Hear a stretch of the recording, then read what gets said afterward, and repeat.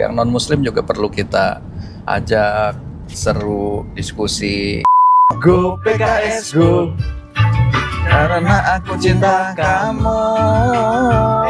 Biasanya kalau misalnya orang mau masuk penjara, pakaiannya tiba-tiba jadi santri, Ustadz. Iya. Dari yang awalnya biasa-biasa aja bentuknya, tiba-tiba berkopeah gitu. nih kita agendanya hari ini apa sih nih?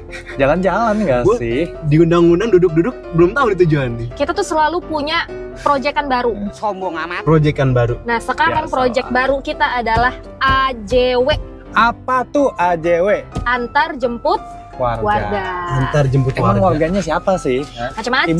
Ibu ini caleg ya? Suka jemput-jemput warga ya? Iya, kita ini memberikan fasilitas kepada warga, Masya baik Allah. itu mau menyebarkan pesan kebaikan atau mau curcol juga boleh banget. Waduh. Kalau hari ini kebetulan kayaknya tamu kita bakal memberikan banyak pesan kebaikan. Oh berarti kita yang menimba ilmu. Kita menimba ilmu Oh, saat ini tamunya spesial ya? Jadi hari ini kita akan kedatangan tamu atau menjemput ya, antar jemput kan ya, oh, kedatangan.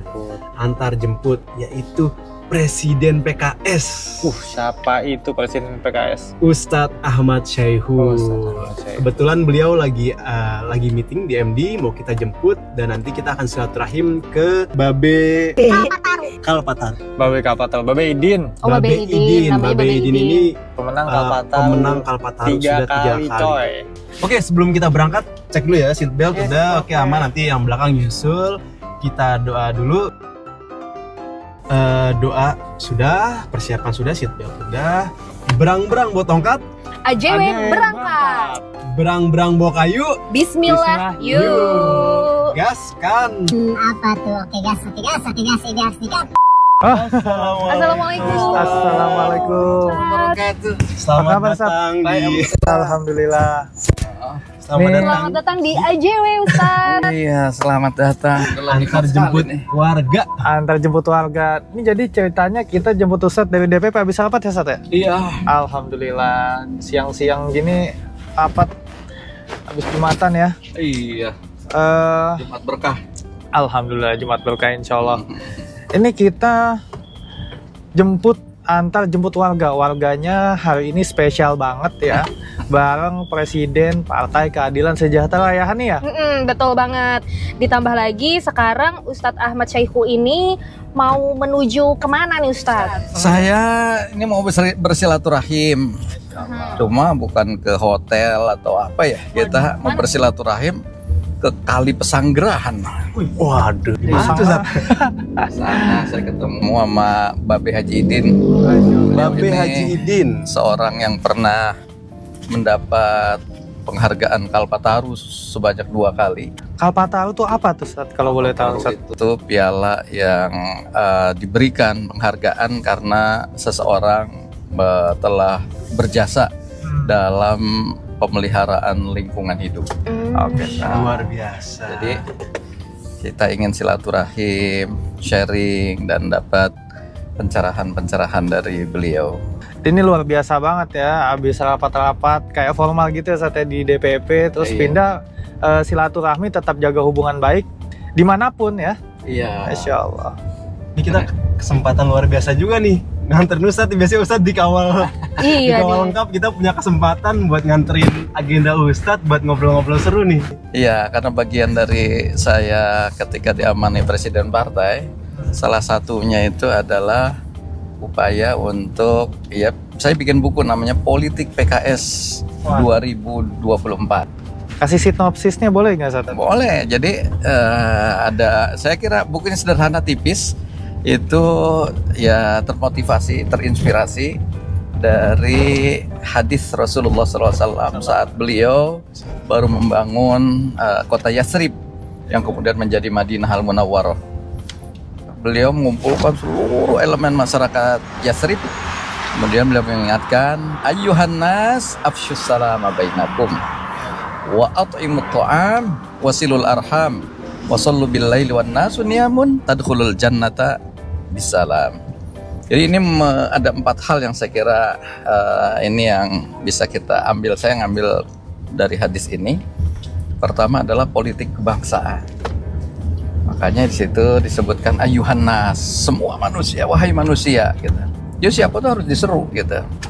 Ya, bukan hanya elemen muslim saja, ada juga yang non muslim juga perlu kita ajak seru, diskusi, dan diminta sharing pendapatnya. Inilah politik kebangsaan. Yang kedua, wa'timut ta'am, beri makanan pada orang yang memerlukan. Ini juga menunjukkan disinilah politik pemberdayaan. Bagaimana masyarakat diberdayakan agar bisa terpenuhi kebutuhan sandang, pangan, papannya gitu ya.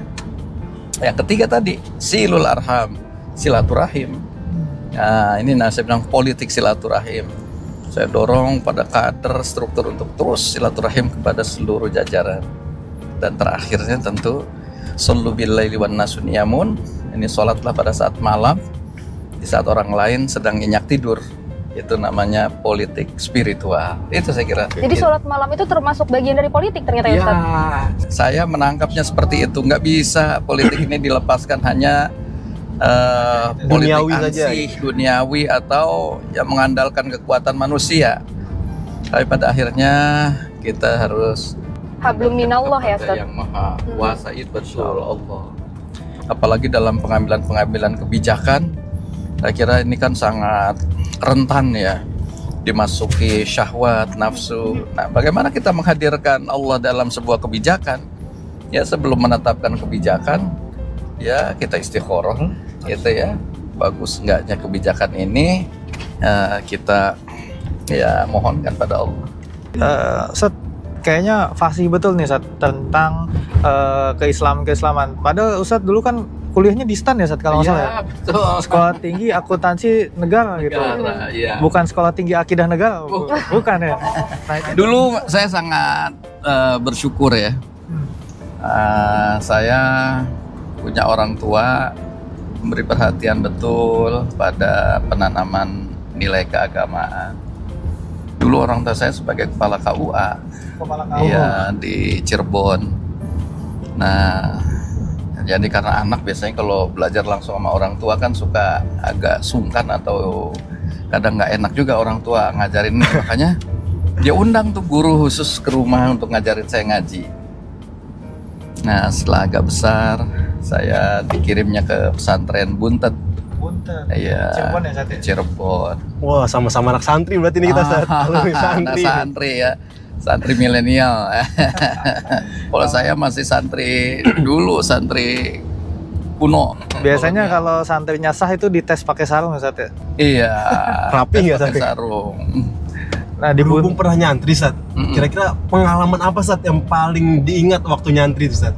Ya, saya paling ingat betul itu bagaimana ketulusan, kehalusan. Dulu saya di pondok pesantren Buntet itu, di pondoknya Kiai Haji Allahyarham Kiai Haji Khawas Nuruddin ya. Beliau ini seorang yang begitu halus sekali ininya ya. Setiap sebelum subuh udah membangunkan kita santri-santri. Hanya ketika membangunkan itu dengan apa namanya, sorbannya bukan dengan keras menghajar begitu, enggak. Diselepet Ustaz? Enggak diselepet. Gimana tuh Ustaz? Hanya disentuh-sentuhkan aja ke badan kita. Dan itu artinya dengan kasih sayang itu membangunkannya itu, bukan dengan kasar ya. Sehingga anak-anak santri di situ merasa lebih terpanggil dan ada apa namanya, rasa dilindungi oleh sang bapak walaupun jauh dari orang tua gitu ya. Subhanallah. Itu luar biasa. Saya ingat teman-teman ketika diperlakukan begitu, akhirnya sama-sama akrab. Satu ini merasa apa namanya, satu bapak gitu. itu dulu satu angkatan berapa banyak Ustaz kalau boleh tahu? Nah, satu pesantren itu mungkin satu ini ya, asrama gitu ya, mungkin sekitar 30 orang. Kebanyakan waktu itu dari Slawi ya, sama dari Jakarta, ada juga dari Surabaya teman-teman saya. Kebanyakan dari situ ya. Jadi apa namanya, melihat seperti itu, komposisinya juga beragam gitu kan. Ada orang perkotaan, ada juga orang yang pedesaan. Jadi ada keakraban tersendiri di antara para santri yang ada di sana. Kita untuk masa depan anak, masalah kepercayaan kepada siapa anak kita dititipkan kan gitu kan oleh orang tuanya. Nah, oleh karena itu ini kita harus memberikan kepercayaan tentu kepada orang-orang yang kiranya bisa mendidik anak-anak ini bisa dengan nilai-nilai keislaman. Nah, orang tua saya menitipkan karena orang tua saya ini keluarga dari NU ya. Jadi orang tua saya mendirikan sekolah, madrasah ya, madrasah ibtidaiyah, sanawiyah, kemudian juga ada SMA NU gitu. Itu memang dengan nuansa Nahdlatul Ulama yang kuat, kemudian dilanjutkan oleh kakak saya. Nah, maka ketika itulah saya juga dititipkan karena memang betul ini juga masih ada keturunan juga. Salah satu nenek saya ya dari Buntet pesantren. Oh, Masya Iya, Allah. jadi dengan Buntet nih kiainya tua banget ya Sat ya? Iya. pesantren pertama di Cirebon ya Buntet itu. Yang betul didirikan oleh Mbah Muqayyim ini ya sampai sekarang menjadi inspirasi bagi santri-santri ya. Tapi teman-teman tadi stigmanya cara membangunkan dengan lemah lembut, kan stigma banyak nih yang suka giring-giring opini kalau pesantren tuh negatif. Iya. Padahal tadi tuh pesantren tuh disiplin tapi dengan cara yang lemah lembut, yang Iya. baik ya Ustaz ya. Betul. Memanusiakan manusia Memanusiakan gitu ya. manusia. Suka banyak penggiringan opini kalau pesantren orang takut masukin pesantren kenapa-napa. Padahal dari yang berpengalaman langsung. Oh ini santri. juga ya kan, tahu biasanya waktu kecil nanti masukin pesantren loh kalau Iya. bandel. Iya. Ditakut-takutin Ya, gitu. tadi tempat buangan. Tempat Iya. buangan. Ya karena itu tadi ini persepsi ini kadang juga salah karena tadi ini yang mungkin ada yang mendengung-dengungkan ya atau anaknya sendiri juga agak nggak mau takut ke pesantren sehingga kemudian buatlah isu-isu yang macam-macam seolah-olah di sana tempat buangan dan sebagainya. Belum lagi konotasi kalau masuk penjara disebutnya masuk pesantren, Ustaz. Itu Di dia. pesantrenin katanya, Ustaz. Semua Iya, serba dikonotasikan pada Dikonotasikan. hal-hal yang negatif jadinya ya. Padahal dari yang berpengalaman santri-santri, apalagi Ustadz, santri menjadi presiden PKS. Alhamdulillah. Hasil outputnya bagus-bagus, alhamdulillah. Alhamdulillah. Jangan Insya Allah. tiba-tiba, biasanya kalau misalnya orang mau masuk penjara, pakaiannya tiba-tiba jadi santri, Ustaz. Iya. Dari yang awalnya biasa-biasa aja Nah, bentuknya, itu tuh. tiba-tiba berkopeah gitu. Itu yang lucu tuh. Iya, itu lucu banget, Ustaz. Melakukan kejahatan, pakaiannya Branded Stasiono. tuh semuanya. Waktu udah ketangkep baru pakaiannya. Sarung lah, kopiah lah. Jadi stigmanya akhirnya terbangunnya negatif terkait pakaian-pakaian santri dan sebagainya. Terus ngomong-ngomong tentang santri dan Ustadz akhirnya masuk ke politik nih Ustadz. Iya. Kan sebentar lagi kita mau menghadapi pilkada. Iya. Kemudian sebelumnya pemilu juga nih Ustadz gitu. Euforianya gimana sih Ustadz? Mana yang lebih mendebarkan dalam mempersiapkan pemilu apa nanti pilkada ini Ustadz? Ya sebetulnya sama-sama ya mendebarkan, mungkin kalau mendebarkan lebih banyak pemilu ya karena pesertanya lebih banyak ya. Artinya caleg-calegnya itu kan lebih banyak. Kalau pilkada kan hanya dari satu kota cuma satu kabupaten satu, provinsi satu. Tapi kalau pemilihan legislatif, itu sangat banyak dan kadang-kadang terjadi juga ya di antara clash di antara para peserta caleg-caleg itu gitu. Nah, tapi saya meyakini betul ya bahwa setiap kita kalau dari apa yang sudah disabdakan oleh Rasul, kullukum ra'in gitu. Jadi setiap kita ini punya potensi kepemimpinan gitu. Jadi nggak ada orang yang misalnya, aduh saya nggak bisa jadi pemimpin, nggak bisa, dia juga punya potensi kepemimpinan itu. Makanya itu yang perlu ditumbuhkan dan pada satu sisi lain juga timbulkan kepercayaan dari diri kita. Ya, alhamdulillah sekarang ini kita melihat di PKS yang caleg-caleg muda juga begitu bersemangat sehingga akhirnya alhamdulillah ditakdirkan oleh Allah kita sekarang banyak mendapat juga aleg muda ya. Ya, ada 8 aleg muda, ya ada bahkan yang usianya masih 20 8 tahun. Iya. Nah, jadi ini tadi saya melihat luar biasa, anak-anak muda percaya dirinya tinggi, samping tadi semangatnya juga luar biasa. Nah, jadi dibanding pilkada, kalau pilkada kita hanya jadi kemungkinannya kan tim sukses dari para calon kepala daerah. Nah, tapi semuanya saya kira ini penting ya, karena tadi ini semua akan berujung pada mempersiapkan kepemimpinan di nasional maupun kepemimpinan di tingkat daerah. Semuanya sama-sama penting. Jadi ini juga menandakan bahwasannya memang PKS ini serius dalam hal regenerasi untuk masa depan partai itu sendiri gitu. Iya, itu perlu. Jadi kalau hari ini saya memberikan afirmasi ya, 30% untuk anak-anak muda, baik laki-laki maupun perempuan. Ini pesertanya salah satu nih, Satan. Oh iya nih, alhamdulillah. Salah dua. Salah ya. Tapi bisa jadi ke depan justru terbalik nih. Afirmasi 30% itu bisa jadi untuk orang-orang tua. Oke. Jadi justru akan lebih banyak nanti pesertanya adalah anak-anak muda.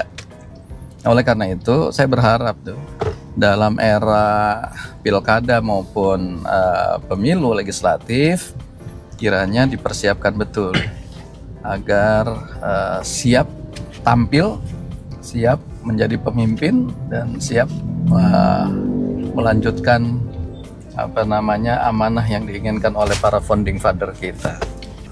Ngomongin muda dan tua, kan ada kolaborasi ya berarti ya Ustadz ya? Ya.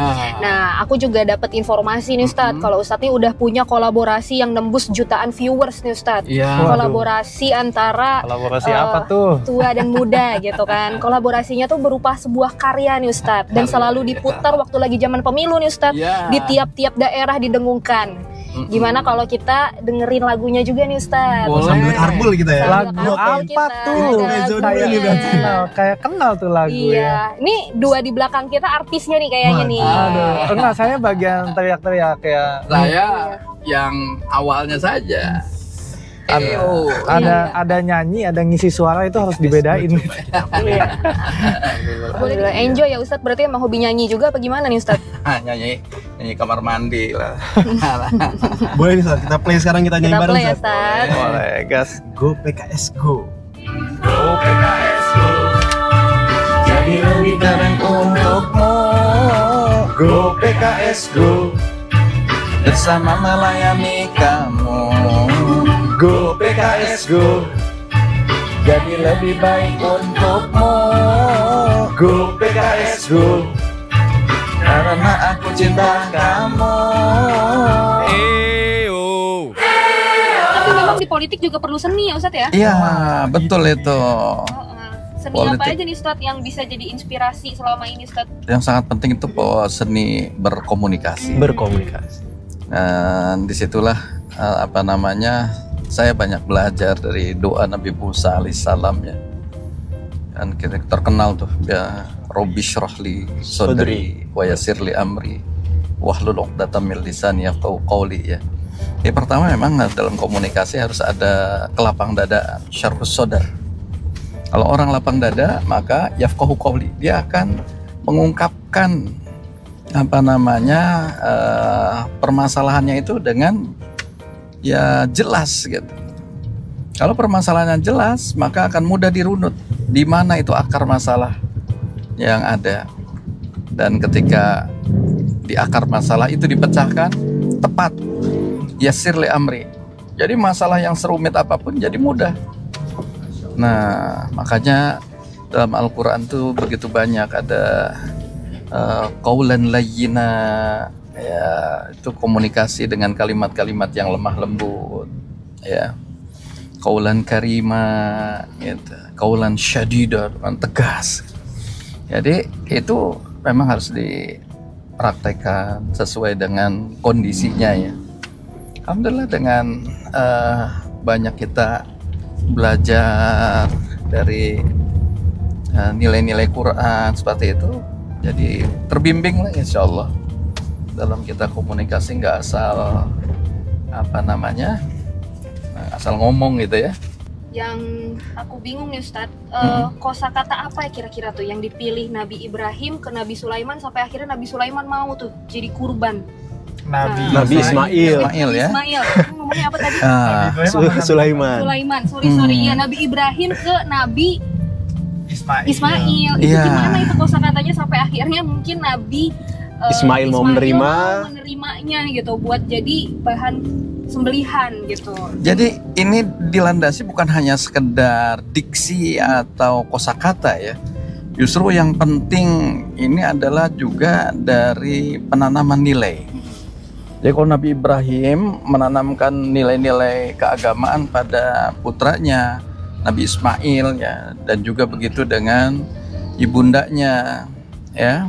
Siti Hajar itu memberikan didikan yang nilai keagamaan yang kuat kepada Nabi Ismail, sampai akhirnya beliau memandang sesuatu hal yang prinsipil. Kosakata yang diungkapkan oleh Nabi Ibrahim adalah ya bunayya, wahai anakku ya, inni ara fil manam, sungguhnya aku melihat di dalam mimpiku ya, in anni azbahuka, aku ini menyembelih engkau. Nah, Nabi Ibrahim memahamkan anaknya dengan sebuah peristiwa bahwa ia bermimpi gitu. Tetapi yang ditangkap oleh Nabi Ismail adalah sesuatu yang luar biasa, bahwa mimpi seorang nabi, ayahnya ini, itu adalah perintah dari Allah Subhanahu wa Ta'ala. Itu yang difahami. Nah, maka ketika Nabi Ibrahim juga bermimpi dan tahu itu perintah, tapi nggak memaksakan diri kepada anaknya, ayo sini, aku gorok, gitu, enggak. Ya, tapi masih minta diberi pendapat. Fangzur mazatar, coba bagaimana kira-kira pendapat engkau wahai anakku. Ada sesi diskusinya juga. Ada sesi diskusi itu. Dan Ananda Ismail ini alaihissalam ya, ketika itu juga menjawab dengan ungkapan yang luar biasa. Dia katakan ya abatif al-matukmar, itu tadi, karena yakin ini adalah perintah Allah. Wahai ayahku, lakukan apa yang diperintahkan Allah kepadamu. Ya, tapi dia juga nggak sombong diri gitu. Udah aku juga bisa gitu. Aku juga sabar gitu. Tapi dia katakan ya ba'tifal ma tu'mar satajiduni. Ya, insyaallah minas sabirin. Niscaya engkau akan dapati aku insyaallah termasuk orang-orang yang bersabar gitu. Jadi benar-benar banyak maknanya ya Ustadz ya dalam Betul. kurban ini. Apalagi kita mau menghadapi kurban ini. Nah itu. Karena yang Hani tangkap nih Ustadz, berarti di dalam kurban aja obrolan antara Nabi Ibrahim ke Nabi Ismail ada komunikasi antara anak dan orang tua, Betul. komunikasi orang tua ke anak, apalagi ada penanaman nilai tadi kata Ustadz ya. Iya.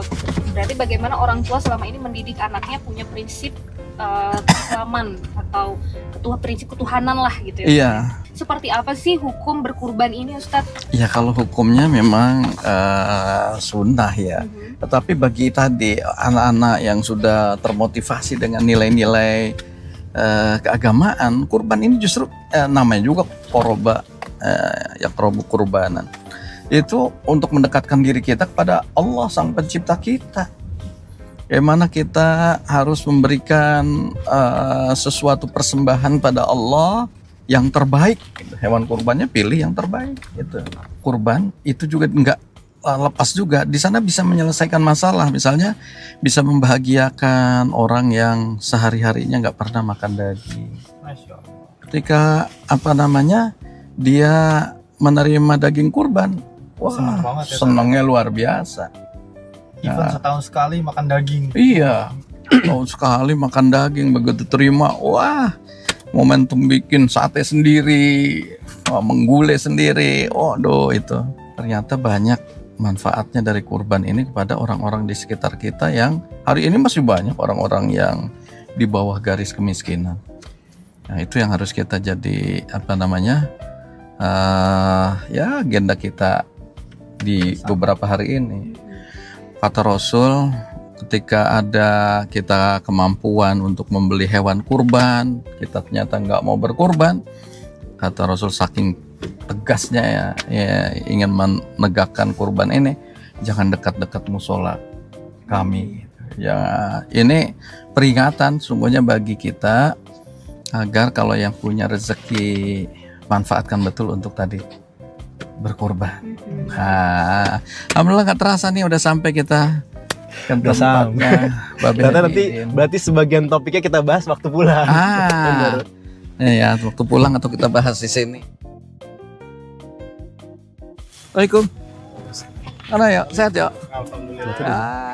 Sehat ya. Salim.